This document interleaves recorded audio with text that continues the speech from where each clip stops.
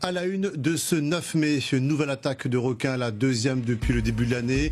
Le surfeur de 27 ans a eu la jambe sectionnée. Les secours n'ont rien pu faire pour le ranimer.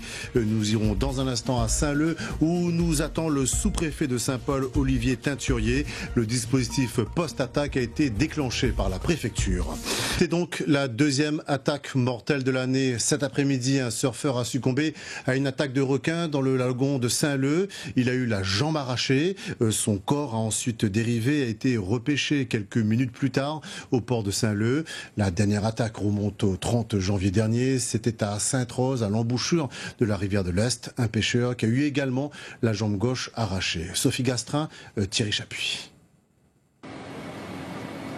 L'alerte est donnée peu après 16h30. Une attaque de requin vient de se produire au niveau du spot de Saint-Leu. Un surfeur a été attaqué par un squale. Il a eu la jambe arrachée au niveau du fémur. Aussitôt, les pompiers et l'hélicoptère de la section aérienne de gendarmerie sont déployés. En cette période de vacances scolaires, la plage était bondée. Le corps du jeune homme de 27 ans, introuvable pendant de longues minutes après l'attaque, a finalement été ramené au port. Rapidement pris en charge par les secours, le surfeur n'a pas survécu à ses blessures. Hasard du calendrier, la préfecture venait de communiquer quelques minutes plus tôt sur la prudence dont il fallait faire preuve en ce début d'hiver austral face au risque requin. Ce soir, les badauds sous le choc sont encore très nombreux sur la plage de Saint-Leu. C'est la 24e attaque de requins depuis le début de la crise en 2011. Une dizaine d'entre elles ont été mortelles. Les surfeurs et les bodyboarders en sont souvent les principales victimes. Annabelle Boyer. D'un bout à l'autre de la Réunion, l'accès à l'océan n'a jamais été aussi dangereux que ces 8 dernières années. C'est en 2011 que débute la série noire. Le 15 juin, un bodyboarder de 31 ans succombe aux morsures d'un squale à Tiboucan. 3 mois plus tard, nouvelle victime, Mathieu Schiller, champion de bodyboard, est happé par un squale dans les vagues qu'il surfait depuis tout petit. Son corps n'a jamais été retrouvé. Et l'île n'est pas épargnée. Moins d'un an après ce drame, un autre surfeur est arraché à la vie par un squale sur le spot de Trois-Bassins. Les autorités sont dépassées par l'ampleur de la situation. Les associations de surfeurs hurlent leur colère. En 2013, 2 autres attaques mortelles viennent noircir le tableau, dont celle d'une adolescente de 15 ans dans la baie de Saint-Paul, alors que la jeune fille nageait à moins de 5 mètres du bord. Jusque-là, aucun baigneur n'avait été victime de prédateurs. Malheureusement, les interdictions préfectorales et les consignes de sécurité ne suffisent pas.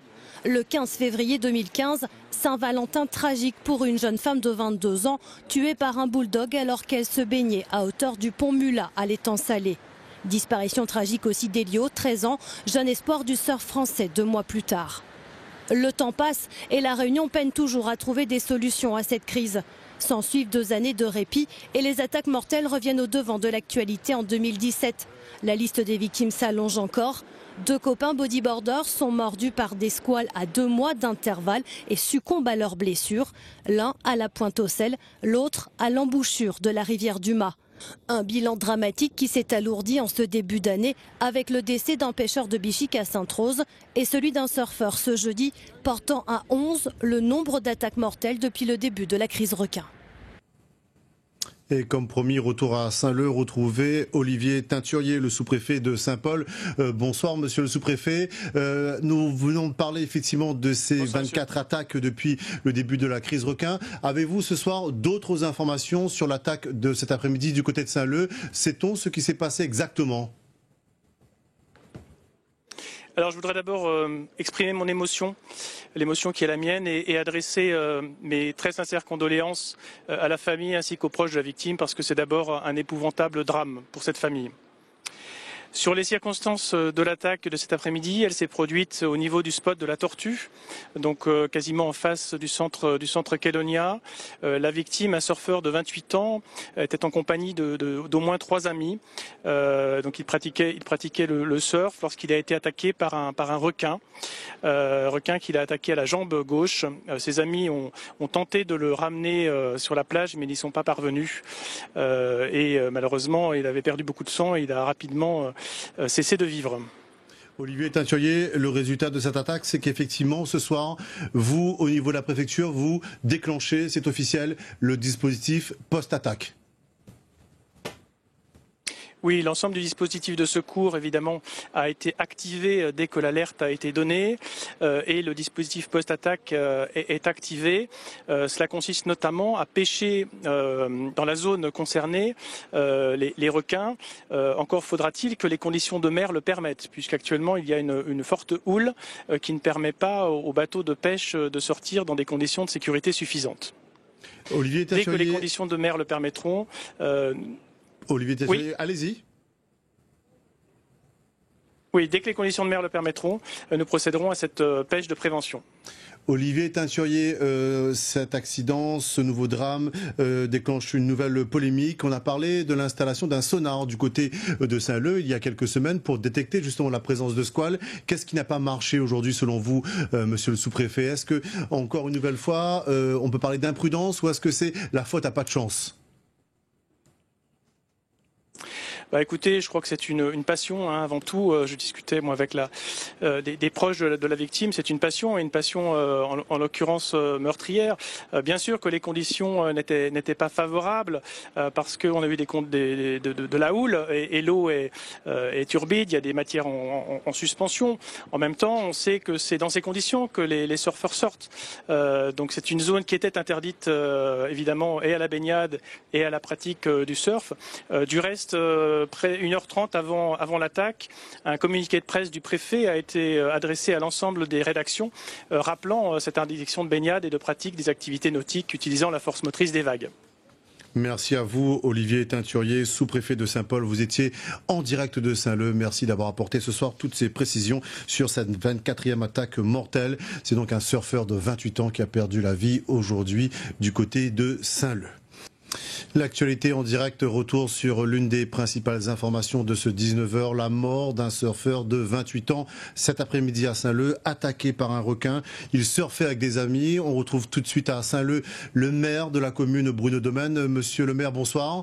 D'abord, une première réaction après cette nouvelle attaque mortelle. Une fois de plus, une fois de trop, une attaque de requin. On déplore un décès ce soir.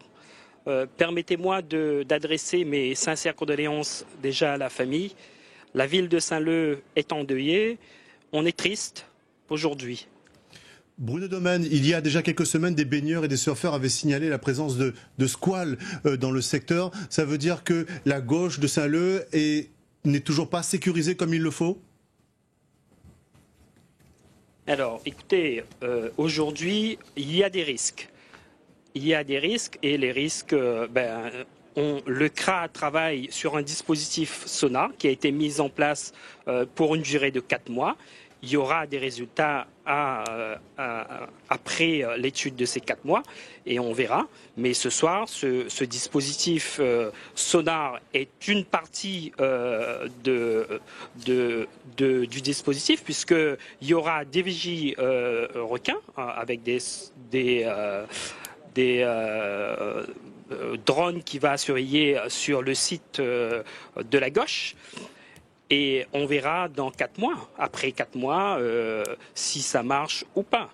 Alors c'est-à-dire que ce soir, cet après-midi, mais c'est pas un dispositif mairie, mais c'est un dispositif mis en place par le CRA. Alors justement, Bruno Domaine, le CRA, le Centre de ressources d'appui sur le risque requin, ce soir, le sonar n'a pas fonctionné, Bruno Domaine ?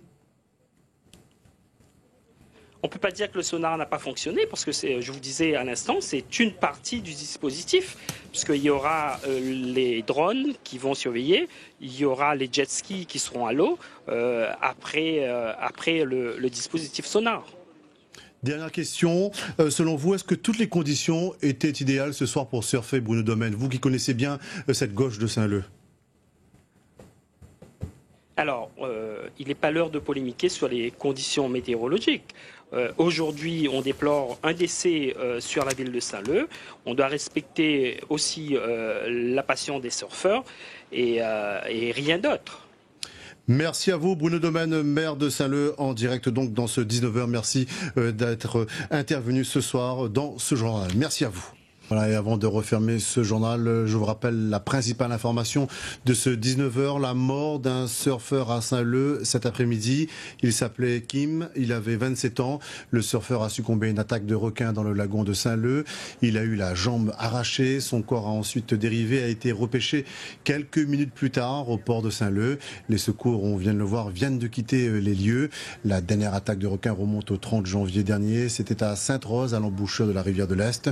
Un pêcheur qui a eu également la jambe gauche arrachée. Je vous rappelle que le sous-préfet de Saint-Paul, qui était ce soir notre invité, a annoncé le déclenchement du dispositif post-attaque, une opération de pêche ciblée pendant 72 heures. Voilà donc ce que nous pouvions dire ce soir sur cette 24e attaque de requin ici chez nous à La Réunion.